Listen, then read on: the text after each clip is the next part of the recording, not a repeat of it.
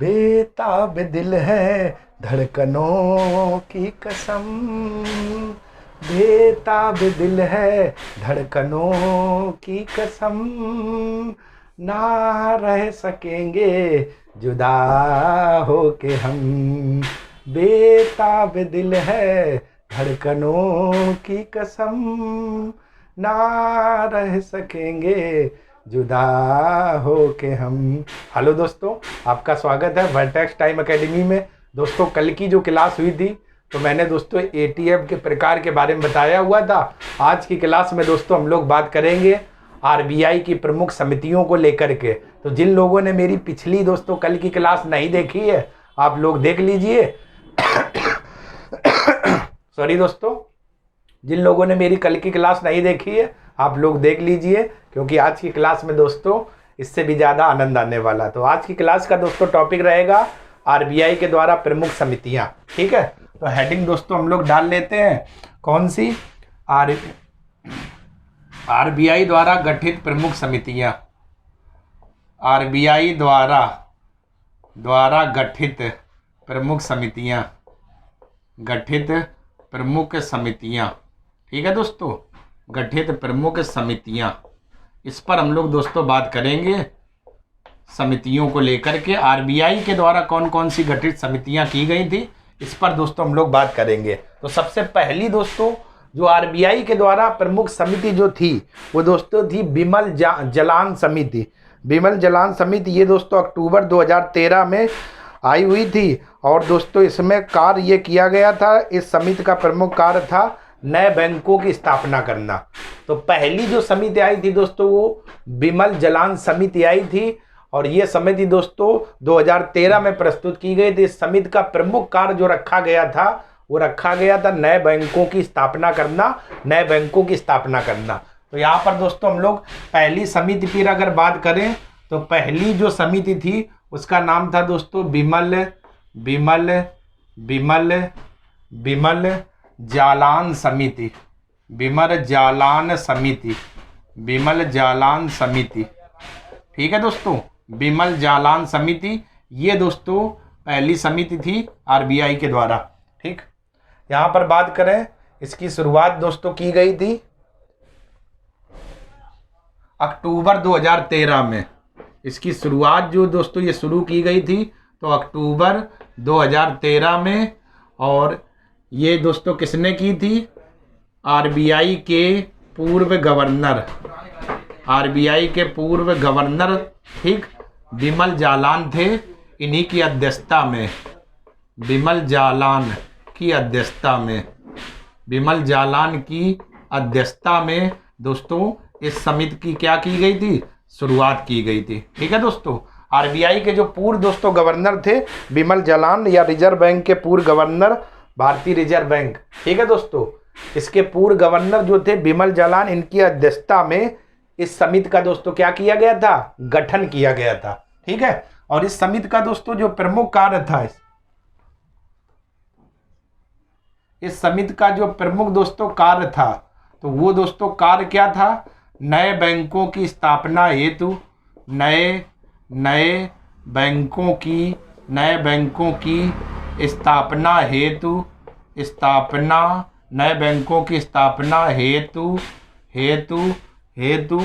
Licence दिया जाना। नए बैंकों की स्थापना हेतु लाइसेंस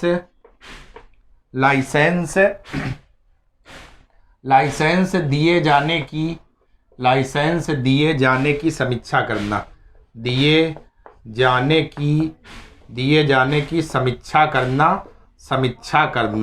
ठीक है दोस्तों, ये दोस्तों इस समिति का क्या था? प्रमुख कार्य था। तो दोस्तों हम लोग पहली जो समिति थी बिमल जालान समिति थी। इस समिति ये दोस्तों अक्टूबर 2013 में आई हुई थी। और इस समिति का दोस्तों जो प्रमुख कार्य मैंने आपको बताया है वो दोस्तों प्रमुख कार्य क्या था? नए बैंकों की स्थापना हेतु जो लाइसेंस दिया जाता था उस लाइसेंस की क्या करना? समीक्षा करना इस समिति का प्रमुख कार्य था। ठीक है दोस्तों, तो पहली आपकी ये बिमल जालान समिति थी। इसके बाद दोस्तों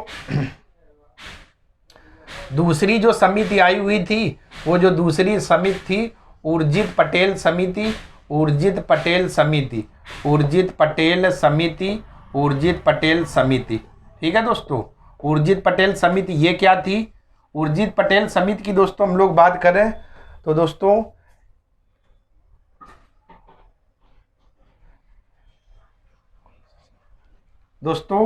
इस समिति का गठन जो किया गया था तो दोस्तों किसकी अध्यक्षता में किया गया था? उर्जित पटेल की अध्यक्षता में, उर्जित पटेल की अध्यक्षता में इसका क्या किया गया था? गठन किया गया था, गठन किया गया था। अध्यक्षता में इस समिति का क्या किया गया था? गठन किया गया था। तो उर्जित पटेल जो समिति थी वो दोस्तों उर्जित पटेल की अध्यक्षता में इस समिति का गठन किया गया था। और इस समिति का जो प्रमुख कार्य है दोस्तों वो क्या है? इसका जो प्रमुख कार्य दोस्तों क्या था उस पर बात कर लेते हैं। इस समिति का प्रमुख कार्य ये था, आरबीआई की मौद्रिक नीति को, आरबीआई की मौद्रिक नीति को, आरबीआई की मौद्रिक नीति को, आरबीआई की मौद्रिक नीति को सशक्त बनाना था। आरबीआई की मौद्रिक नीति को सशक्त बनाना था, सशक्त बनाना था, सशक्त बनाना था। ठीक है दोस्तों, तो इस समिति का ये दोस्तों प्रमुख कार्य था। अब आपने मौद्रिक नीति के बारे में दोस्तों पढ़ रखा होगा। आरबीआई दोस्तों दो प्रकार की मौद्रिक नीति का प्रयोग करती है। जब आरबीआई ब्याज दरों में बढ़ोतरी करती है तो उसे महंगी मौद्रिक नीति कहते हैं, और जब कमी करती है तो उसे दोस्तों सस्ती मौद्रिक नीति कहते हैं। तो इसी मौद्रिक नीति को दोस्तों क्या सशक्त बनाना इस उर्जित पटेल समिति का प्रमुख कार्य था, जो उर्जित पटेल समिति आई थी। और विमल जलान समिति, इसमें दोस्तों क्या कार्य था? नए बैंकों की स्थापना हेतु लाइसेंस दिया जो जाता था उसकी क्या करना था? समीक्षा करना था, समीक्षा करना था। ठीक है दोस्तों, तो ये दोस्तों अभी तक आप लोगों ने आरबीआई द्वारा गठित दो समितियों को देखा। अब आप लोग दोस्तों स्क्रीनशॉट ले लीजिए, फिर दोस्तों हम लोग आगे और भी समितियों को लेकर बात करते हैं। स्क्रीनशॉट दोस्तों आप लोग ले लो जरा।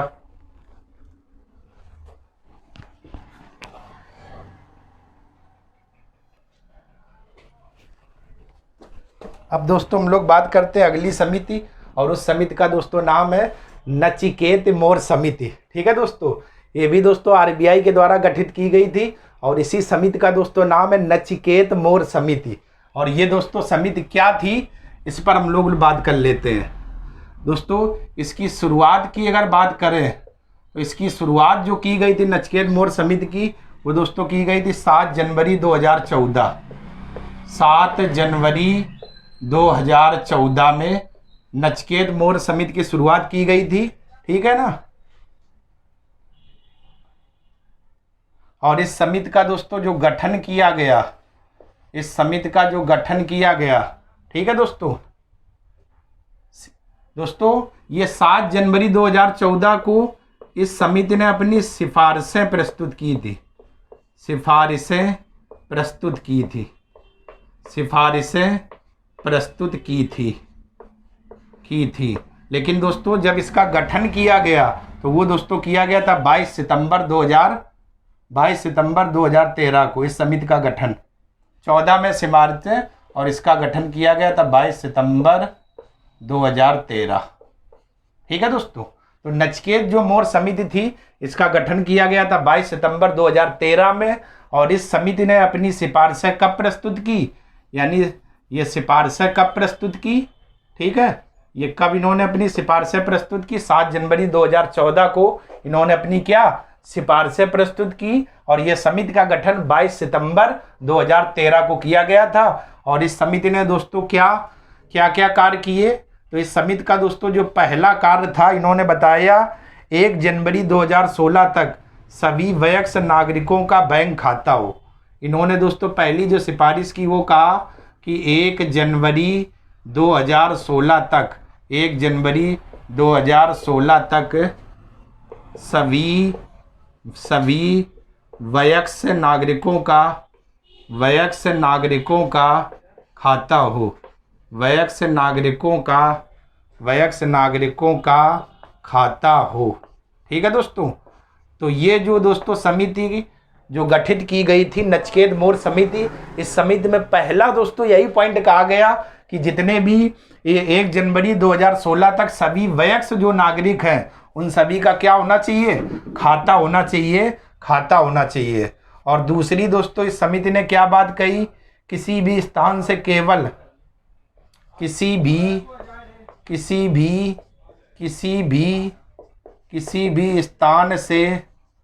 किसी भी स्थान से केवल 15 मिनट की दूरी पर, 15 मिनट की पैदल दूरी पर बैंक शाखा स्थित हो। केवल 15 मिनट की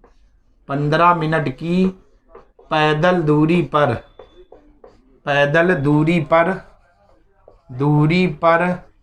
बैंक शाखा स्थित हो, बैंक शाखा स्थित हो। ठीक है दोस्तों। एक इन्होंने ये भी दोस्तों सिफारिश की, यानी कि जब किसी स्थान पर जाएं तो दोस्तों 15 मिनट की पैदल दूरी पर बैंक की शाखा स्थित होनी चाहिए। और ये दोस्तों सिफारिश कौन सी समिति कर रही, नचिकेत मौर्य समिति। और एक अच्छी बात ये भी कही कि 1 जनवरी 2016 तक सभी वयस्क नागरिकों के क्या होने चाहिए, खाता होना चाहिए। इसके बाद दोस्तों तीसरे पॉइंट की अगर बात करें तो कहा गया हर गरीब को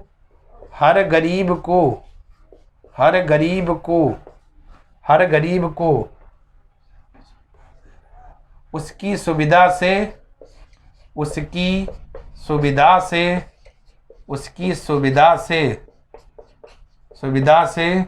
ऋण देने की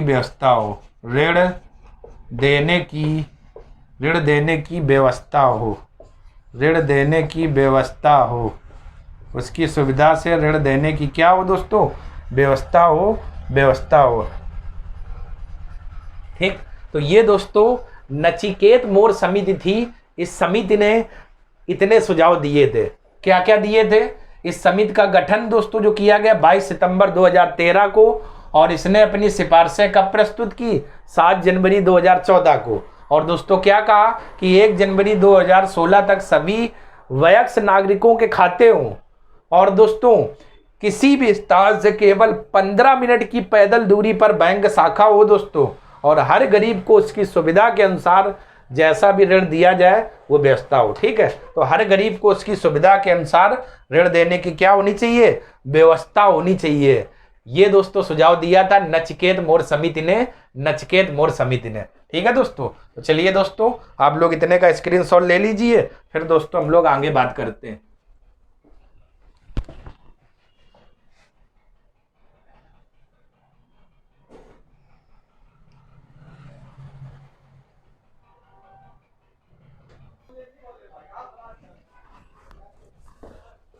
अगली दोस्तों हम लोग समिति को बात करेंगे, तो उस समिति का नाम है मालेगाम समिति। अब दोस्तों मालेगाम क्या समिति थी, तो रिजर्व बैंक ने केंद्रीय बोर्ड के अध्यक्ष, ठीक है दोस्तों, उन्हीं का नाम था मालेगाम। तो दोस्तों आरबीआई ने केंद्रीय बोर्ड के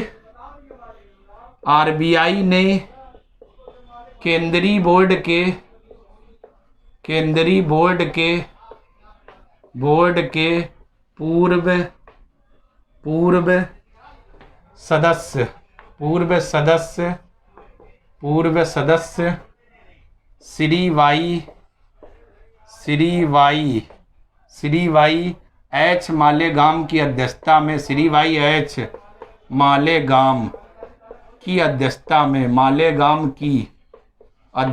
में, ठीक है दोस्तों, मालेगाम की अध्यक्षता में इस समिति का दोस्तों क्या किया गया, गठन किया गया। ठीक है दोस्तों, तो आरबीआई ने केंद्रीय बोर्ड के दोस्तों जो पूर्व सदस्य थे उनका नाम था श्री वाई एच मालेगाम। इन्हीं की अध्यक्षता में दोस्तों मालेगाम समिति का क्या किया गया, गठन किया गया। और इस समिति का दोस्तों जो प्रमुख कार्य था वो दोस्तों क्या था, जरा इस पर चर्चा कर लेते हैं। इनके कार्य क्या थे,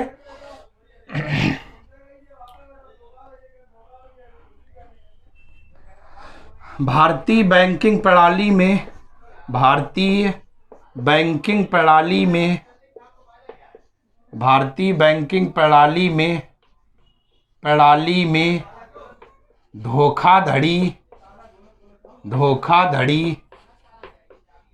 धोखाधड़ी की बढ़ती घटनाओं को देखकर बढ़ती बढ़ती घटनाओं को देखकर, बढ़ती घटनाओं को देखकर इस समिति का गठन किया गया। इस समिति का गठन किया गया। इस समिति का गठन किया गया। ठीक है दोस्तों, ये दोस्तों आपकी कौन थी? मालेगाम समिति। मालेगाम समिति, ठीक। तो दोस्तों अगर बात करें तो मालेगाम समिति क्या थी? तो आरबीआई ने केंद्रीय बोर्ड के पूर्व सदस्य श्री वाई.एच. मालेगाम की अध्यक्षता में एक समिति का गठन किया और इस समिति का प्रमुख दोस्तों कार्य ये रखा गया, जो बैंकों में धोखाधड़ी की घटनाएं दोस्तों बढ़ती चली जा रही हैं, इन सभी घटनाओं को रोकने के लिए इस समिति का गठन किया गया और इसी समिति का दोस्तों नाम दिया गया मालेगाम समिति। मालेगाम समिति, ठीक है दोस्तों। तो आरबीआई ने केंद्रीय बोर्ड के पूर्व सदस्य श्री वाई.एच. मालेगाम की अध्यक्षता में समिति का गठन किया और इसका कार्य भारतीय बैंकिंग प्रणाली में धोखाधड़ी की बढ़ती घटनाओं को देखकर इस समिति का क्या गठन किया गया, ताकि ये धोखाधड़ी वाली समस्याओं को दोस्तों क्या रोका जा सके। ठीक है दोस्तों। तो चलिए दोस्तों आप लोग स्क्रीनशॉट ले लो, फिर दोस्तों हम लोग आगे बात करते हैं।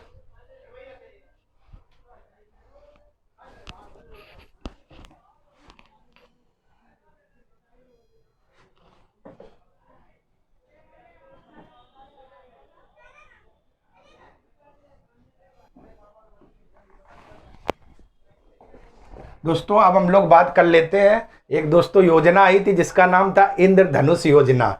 ये योजना क्या थी, इसी पर दोस्तों अब हम लोग चर्चा करते हैं।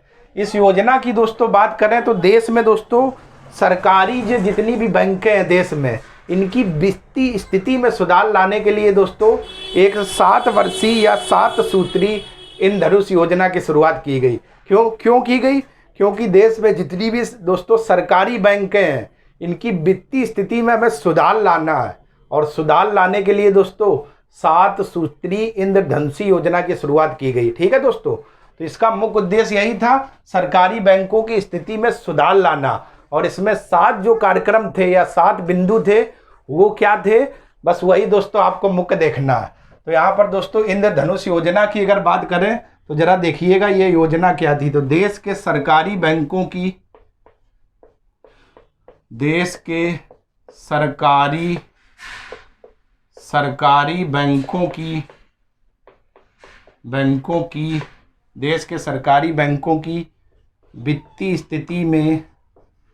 वित्तीय स्थिति में सुधार लाने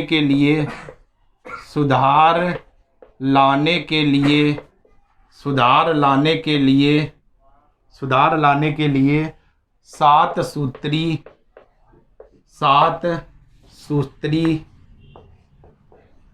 सूत्री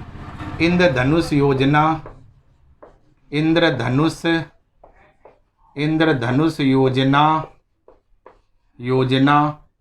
योजना बनाई गई। ठीक है दोस्तों। और इसमें 7 सूत्री या 7 कार्यक्रम क्या थे, 7 सूत्र क्या थे, 7 सूत्र है। पहला दोस्तों हम लोग बात करें तो पहला इसमें कहा गया नियुक्तियां।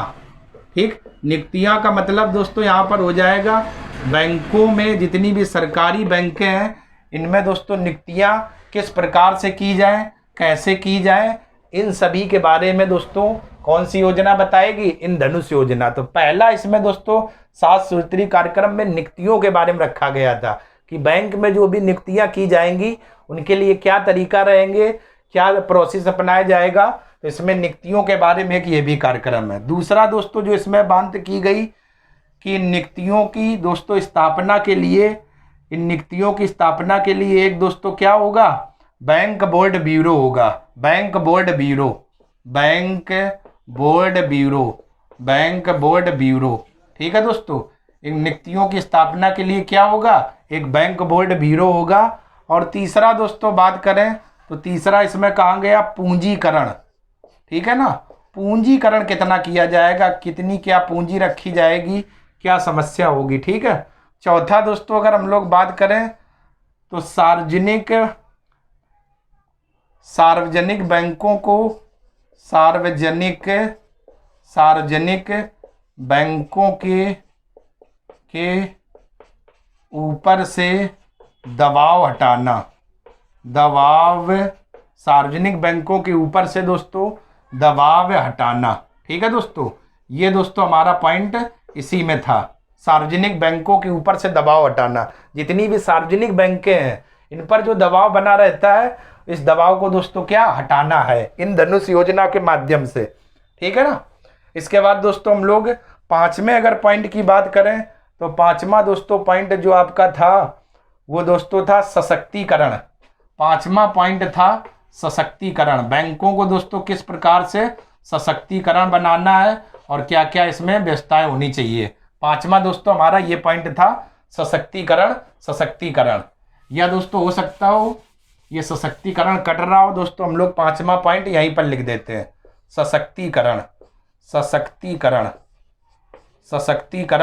ये दोस्तों हमारा कौन सा था, पांचवा पॉइंट। और छठवें दोस्तों हम लोग पॉइंट की बात करें तो छठवां पॉइंट था जवाबदेही की योजना बनाना। जवाबदेही की योजना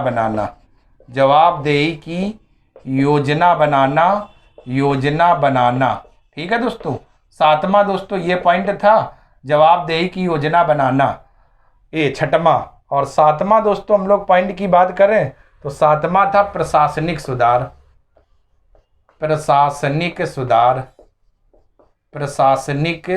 सुधार। ठीक, ये दोस्तों आपका क्या था, सातवां पॉइंट था। अब दोस्तों हम लोग इन्हीं के पॉइंटों को अच्छे से समझ लेते हैं। तो सबसे पहले दोस्तों हम लोग देखेंगे ये जो इंद्रधनुष योजना आई थी, ये देश के सरकारी बैंकों की दोस्तों क्या वित्तीय जो स्थिति थी सही नहीं थी, उस स्थिति में सुधार करने के लिए इसमें 7 कार्यक्रम बताए गए। पहला क्या बताया गया कि जो नियुक्तियां की जाएंगी, ठीक, वो किस तरीके से की जाएंगी और इन नियुक्तियों को करने के लिए एक बैंक बोर्ड ब्यूरो का दोस्तों क्या किया जाएगा, गठन किया जाएगा और इसी ब्यूरो के तहत ये बैंकों में नियुक्तियां की जाएंगी। और तीसरा दोस्तों इन्होंने कहा कि पूंजीकरण, किसके पास कितनी क्या पूंजी होनी चाहिए, पूंजी की व्यवस्था होनी चाहिए, ये दोस्तों बताया। और चौथा दोस्तों इनमें कहा गया जितनी भी सार्वजनिक बैंकें हैं, इन सार्वजनिक बैंकों के ऊपर से थोड़ा दबाव या कारोबार का जो दबाव है उसको कम कर देना या दबाव को कम कर देना। और पांचवा दोस्तों बताया बैंकों को क्या दोस्तों क्या सशक्तिकरण बनाना, ताकि अधिक से अधिक लोगों को लाभ पहुंचे, ये बैंकें अच्छे से कार्य करें। ठीक है। छठवां दोस्तों है जवाबदेही की योजना बनाना। अगर कोई भी समस्या आती है तो कैसे किस तरीके से हमें जवाब देना होगा, क्या क्या इसके लिए योजना बनाई जाएगी, इस पर फोकस किया गया। और सातवां दोस्तों आपका था प्रशासनिक सुधार, कि बैंकों में दोस्तों प्रशासनिक सुधार किस तरीके से किया जाए और इसके लिए क्या क्या बिंदु अपनाए जाए। तो ये दोस्तों इंद्रधनुष योजना में 7 मुख्य पॉइंट रखे गए थे और इन दोस्तों पॉइंटों को अच्छे से ध्यान रखना, क्योंकि दोस्तों अगर आईएएस के प्री के एग्जाम में सवाल आया तो हो सकता हो दोस्तों यहाँ से ऐसे बना दे कि जो इंद्रधनुष योजना आई थी उनमें निम्नलिखित में से कौन से प्रमुख बिंदु थे या नहीं थे। ठीक, ऐसे भी दोस्तों सवाल बन सकता है। तो ये दोस्तों आपकी थी इंद्रधनुष योजना, जो देश की सरकारी बैंकों की वित्तीय स्थिति में सुधारने के लिए इस योजना को दोस्तों क्या बनाया गया था या गठन किया गया था। समझ पा रहे दोस्तों। तो चलिए दोस्तों आप लोग इतने का स्क्रीनशॉट ले लें।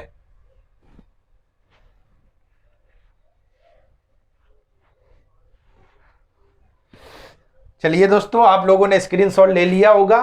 तो दोस्तों आज की क्लास में आप लोगों ने देखा आरबीआई के द्वारा प्रमुख समितियां और दोस्तों एक योजना देखी इंद्रधनुष योजना। ठीक, कल की क्लास में दोस्तों हम लोग बात करेंगे बेसल मानक या बेसल मानक फर्स्ट सेकेंड थर्ड क्या है और ये बेसल शब्द है क्या, इन्हीं बिंदुओं पर चर्चा करेंगे। तो दोस्तों अगर आज का मेरा वीडियो आपको पसंद आया है तो चैनल को लाइक करें, सब्सक्राइब करें और ज़्यादा से ज़्यादा दोस्तों शेयर करें। और मैं आशा करता हूं कि आप सभी लोग स्वस्थ होंगे, आबाद होंगे, पढ़ाई कर रहे होंगे और आपका परिवार दोस्तों बहुत अच्छा होगा। तब तक के लिए आप सभी लोगों का बहुत बहुत धन्यवाद दोस्तों। धन्यवाद।